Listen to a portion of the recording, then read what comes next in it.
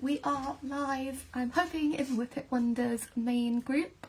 Today I finally managed to organise doing a live, and we are going to talk about red flags in dog-to-dog play. This one, I'm keeping an eye on my laptop for your comments. This one is one that got quite a lot of comments initially, and people are really interested in seeing what's going on and what to look out for. So if you have any questions or you have any thoughts, please feel free to comment as I'm chatting. I will try my best to keep an eye on comments. It doesn't always come through on my phone for some reason, so I'm keeping a close eye on both devices just in case. So hopefully, yeah, that should be set up a little bit. So when it comes to dog-to-dog play is always great to see. For quite a few years I ran puppy play sessions, and I ran social walks for different dogs of different needs, whether they're a bit cautious or a bit excited. And I love seeing the way dogs communicate. They communicate usually really clearly. It's often just us that miss a lot of signals that they give to each other about when they're comfortable and when they are uncomfortable. We know that Whippets and Sighthounds and similar types of breeds can play in quite an intense manner. We know they can be a bit prone to playing bitey face and a bit of coursing sort of play, a little bit of prey play, so to speak. So what I wanted to talk about was red flags to look out for in play. And these are things that if we see them, we should be doing something about it. Whether that is we are calling them away from the situation, or we are going and collecting the dog. There are certain situations where we don't want their play to continue because that play might just be too much, or it might be veering into dogs being confrontational or some conflict or some sort of scenario where they are uncomfortable. So this could be dog-to-dog play in your household. This could be dog-to-dog play in a social paddock setting. This could be dog-to-dog play when you're out on a walk and you meet another dog. Learning to read dogs is one of the best things we can do for them. If we can learn to read their body language and read these different situations, there tend not to be many problems. We have to remember that although dogs can communicate with each other well, they often need some guidance from us because they might be teenagers, they might just be dogs who are poor at decision making, or they might be struggling in that situation, and that's why we need to get involved and help them.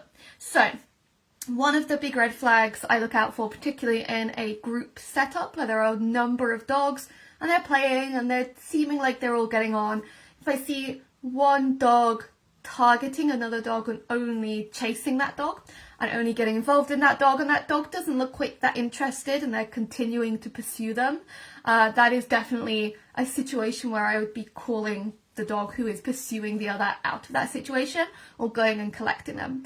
I don't like to see one dog targeting another specifically because that often ends in conflict because the other dog doesn't want to be chased and coursed and harassed, especially when they're in a group setup and they do have options of other dogs to play with, and perhaps maybe the other dogs are trying to split them, and by that they're sort of getting in the middle and they're trying to distract the dog who is being a bit pushy. I don't like to see targeting one-on-one, and that would be a red flag that dog is being a bit over the top and they're not in their best frame of mind. And again, in these situations, I would be calling that dog out or going and collecting them and taking them out of that situation. At the very least until they're calm, or at least from that situation for that context for that day. Though I will say, I think group situations in like an enclosed area can go a little bit wrong, a little bit more than when they're out in a group situation on a walk, where there are other things to distract them. So I'd look out for dogs targeting each other.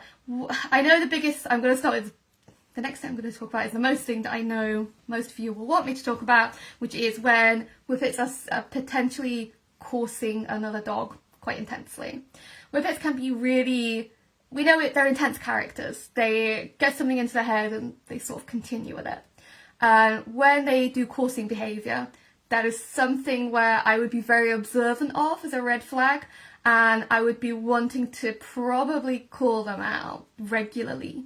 So coursing behaviour isn't just chasing. Like, chasing is what Whippets are going to do. They're going to chase each other, they're going to keep running, they're going to keep, you know, zooming about, being a bit ridiculous, and they'll usually take it in turns, you know, one will chase one, the other will chase the other.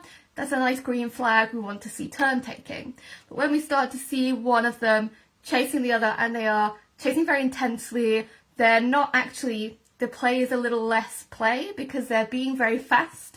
They're deliberately not letting the other dog get away. They're potentially mouthing the other dog by their neck or nipping the back of them so they run faster so they can chase them a bit more intensely.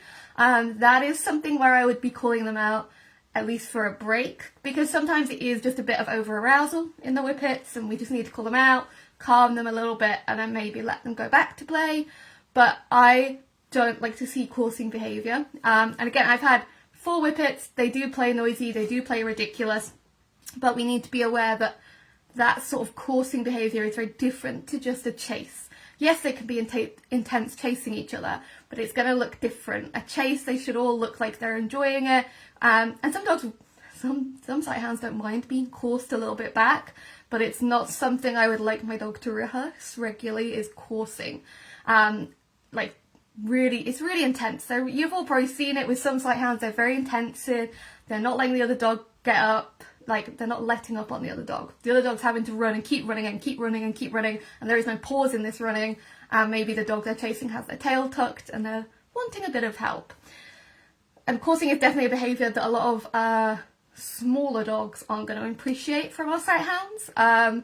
I see a lot of the time that sighthounds can want to chase small dogs like little cockapoos and small, very fast little dogs, and their body language could be more difficult to read when they're running, and they're very often not enjoying it as much as the sighthound is.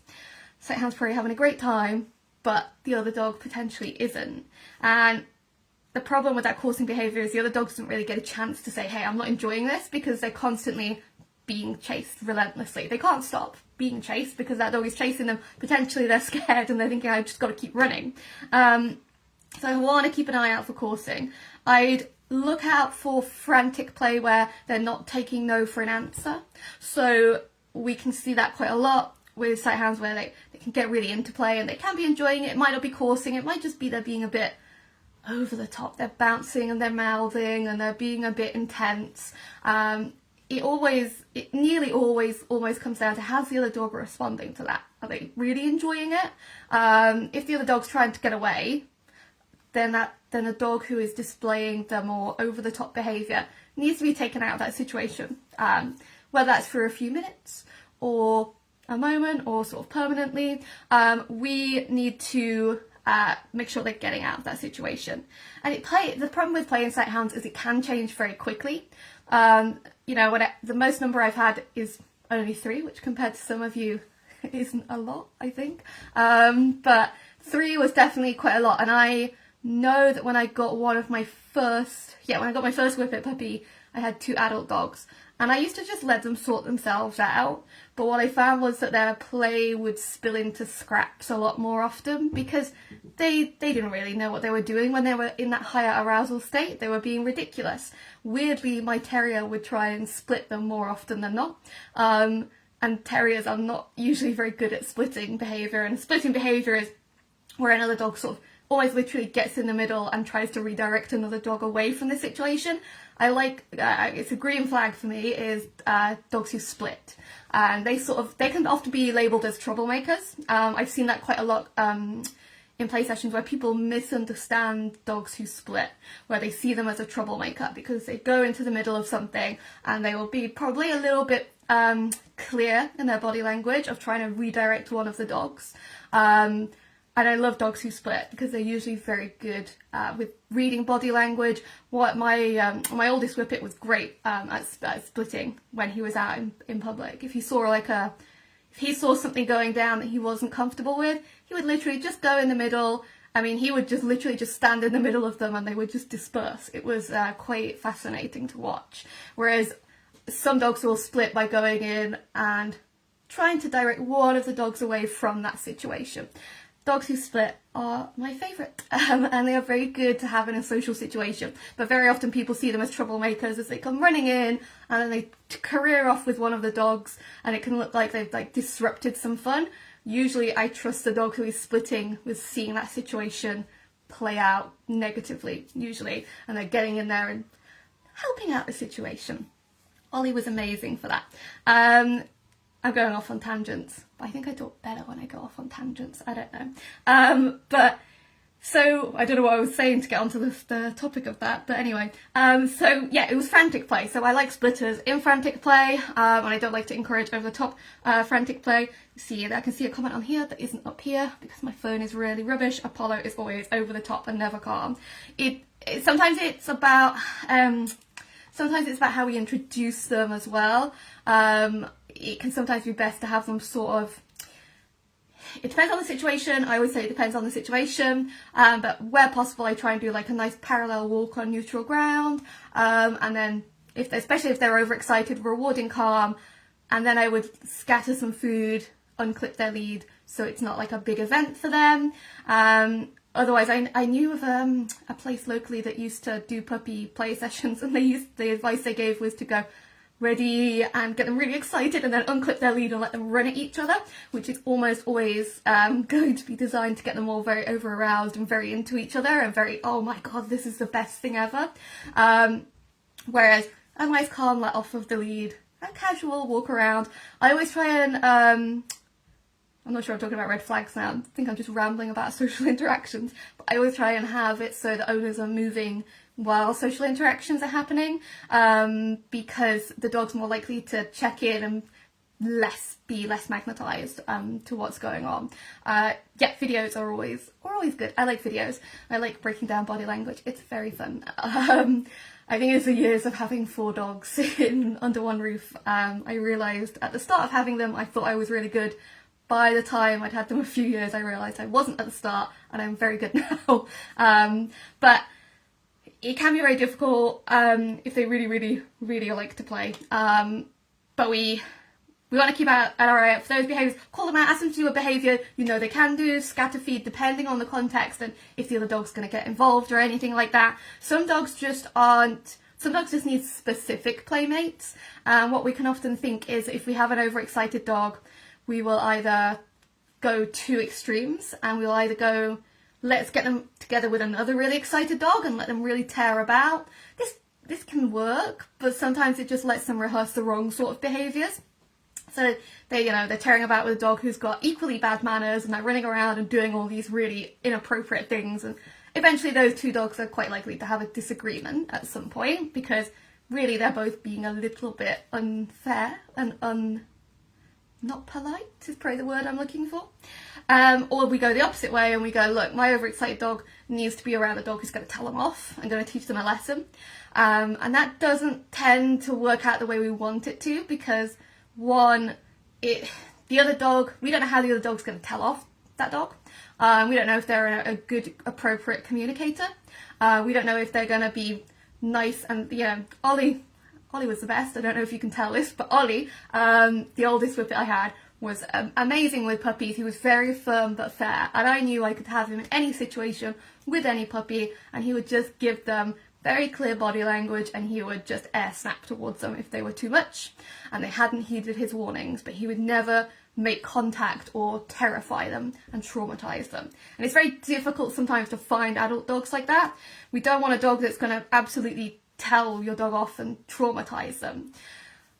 It can... I'm going on a ramble, aren't I? I'm not talking about red flags anymore. It doesn't matter. It doesn't matter. It's all helpful, hopefully. But sometimes what we can see with dogs who are very overexcited, or what we feel like they're very overexcited, sometimes they're dogs who are a bit lacking in confidence and they don't know what else to do. So sometimes these are dogs who are very over-aroused and they're doing fool-around responses. I see that a lot in Whippets. I don't know if anyone else has, but not any time, but sometimes when I see clips of like Whippets in social groups, I will see Whippets playing very defensively, in the sense of it looks like they're having a really good time, but actually they're doing all these zooms and spins and they're turning around and being very abrupt and doing a very slight air snap, and then they don't have the confidence, so they turn into fooling around and spinning and zipping around, but that tail is clamped under and their face is a bit more panicked and wired, and they're not actually having a great time. But it can look like, oh my god, this dog's really sociable, they're having a great time, they're zipping around with everyone, they're really, really happy. But I've seen this a lot in person where the dog's actually just not got a clue what else to do. And that can be a bit of a red flag, is if they're just constantly running around frantically, but it seems they don't seem to slow down. They might not be as enjoying it as much as they can. What I really need is loads of clips. I have loads of clips, but they're all in the wrong places. Probably need to do this on a Zoom sometime where I can pull up some clips, because I've got loads of clips of loads of different things going on. I don't know if anyone would be interested in that, but I have loads. I love doing stuff like that. I've gone on a complete tangent. I don't know why I have notes. So we're looking out for targeting another dog in the group. Over the top play we call out. If we have a dog who plays over the top regularly, we might just need to find the right kind of either playmate or find a dog they can walk on lead with for a period to reduce that arousal and that excitement, so that the off-lead encounter isn't such a big deal to them. But we want to look out for a sudden freezing. If we see a dog suddenly freeze when they were quite happily playing and they just suddenly stop, and maybe they show a bit of whale eye where they sort of, the white of their eye is more prominent, that can be a sign things are going in the wrong direction, because freeze is part of that fight or flight response. I can't talk. Fight, flight, freeze, fool around. And fool around could be called all sorts in different circles. I'm sticking with fool around. One behaviour that's a massive red flag that I think people miss is when dogs are being really pushy and they're putting their head over the shoulder of another dog, and their posture is very forward and their tail may be flagging up a little bit, and they're sort of being a bit confrontational. And that can be something that we see more with terriers. We might be really familiar with it in terms of terriers, but I definitely see it with whippets a lot, where they can be just a little bit pushy, and it's just being a bit of confrontational to the other dog. It's a bit of, what are you going to do about this? And sometimes it just turns into play.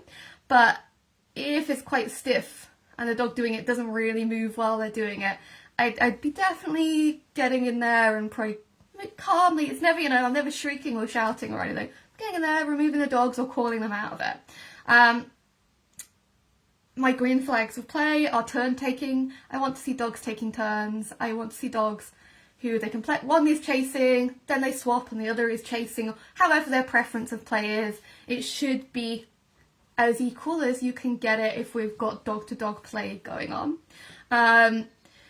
We want to see a dog that's able to chill in between. They can have a bit of play. They can go off and mooch, see another dog, lay down, maybe it.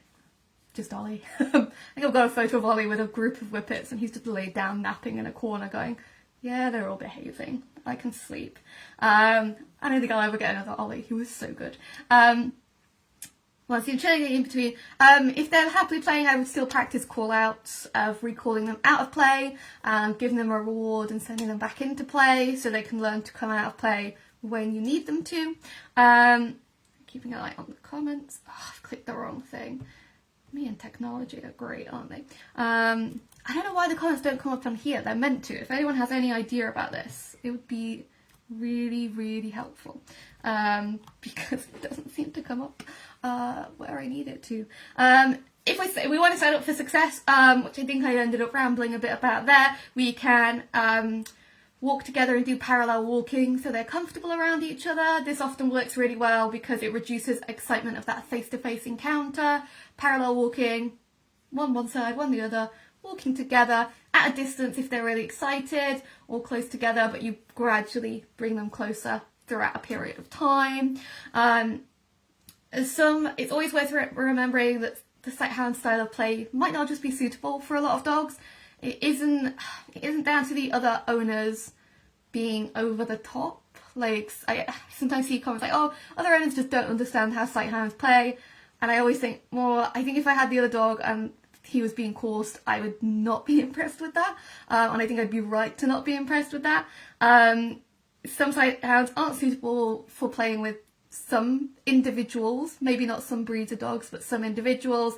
If a sight hound is likely to be a bully, type of dog. They're probably not great for really tiny breeds that might be a bit cautious, or even just dogs that are cautious in general. Some sighthounds can take up that sort of bullying behaviour, and some dogs sort of to a degree enjoy bullying because it's just fun. You know, Arkle's a bit of a bully, at the very least. Arkle is not a sociable boy, and when he has had off-lead encounters with other dogs when he was younger, he would course them quite relentlessly, which was frustrating. He was not allowed to play with sort of small breeds when he was younger, and he was a bit more sociable. Definitely not sociable these days, but that's what happens when you keep getting attacked and all sorts of other things. But yeah, some sighthounds aren't suitable for random encounters. That's normal for pretty much any adult dog of any breed. A lot of adult dogs will become more selective or less appropriate for random meetups, and that's just kind of normal. Again, out of all of the dogs I've had, I would only say one, Ollie, could be trusted with like 99.9% of dogs. He didn't like white German Shepherds. Did not like them. Could be a bit pushy with collies, but apparently his first owner had those breeds, so I don't know how that played out.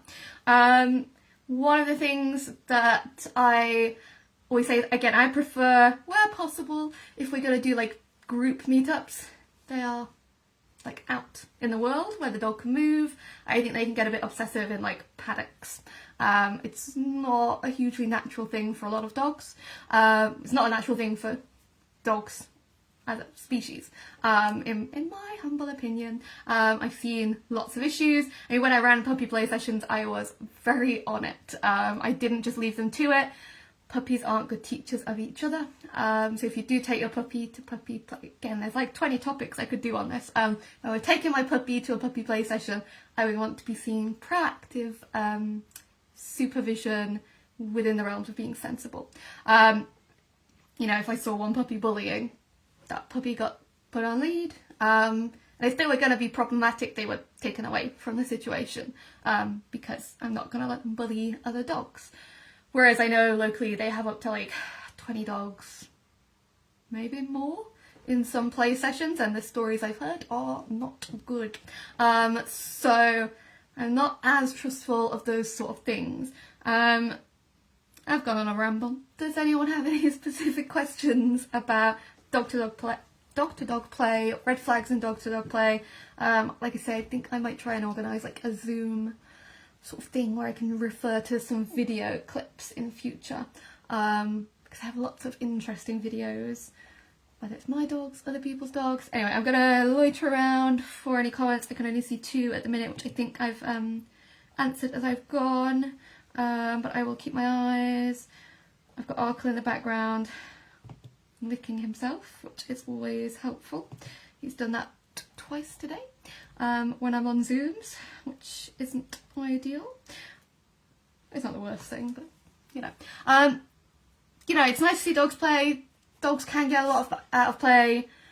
Sometimes it's just the right situations to put them in. Sometimes it's recognising that that's not a situation for them and taking them out of that situation. Arkle's not a sociable dog. He would not like to play with any dogs. Well, he'd like to play with Dachshunds who bark at him and don't like him, but I'm not inclined to let him do that if the dog doesn't like him. I don't know what his thing is. He likes Dachshunds who bark at him. He will play bow at them and get very excited. Whereas with other dogs, he would not. So I'm interested in some videos in a Zoom session. I think I'm going to set that up at some point. I have something, but I'm not sure it's particularly helpful. It's an older thing, maybe. Yeah, definitely. I mean, if you ever have any questions or you want to put up a post in the group, you can pop a post in the group, or you can message me, whichever you prefer. Now I've got questions coming in. Hang on, I can see them now. Do dogs work out pecking order through their play? So I wouldn't say so necessarily in the sense of that dogs don't usually tend to have like a strict hierarchy of how they interact with each other. Dogs' relationships are very fluid, and dogs' relationships are very fluid. It varies from dog to dog, and it varies from moment to moment. None of my dogs, when I had like multiple, like 4, there was never like a dog who was higher in the pecking order or low in the pecking order. They all had very different priorities in different situations. They all had different roles of how they would interact depending on who else was interacting at the time. Again, it's probably a whole thing for a whole other occasion, but you know, if Womble, my Jack Russell, and Arthur, that little black whippet there, were playing, they would play very differently to how they would play if Marley was involved with them. But if Marley was involved, the play was often more running, more zooming, that kind of thing. And when it was Womble and Arthur, they would do things that I would probably not approve of, but they seemed to be enjoyed. By that, what I mean is that Arthur would pull Womble by the scruff. Womble was a corgi mix as well, so he had quite a scruff. But Womble apparently enjoyed that, as I stopped Arthur a few times, and Womble basically went up and shoved his scruff into Arthur's mouth.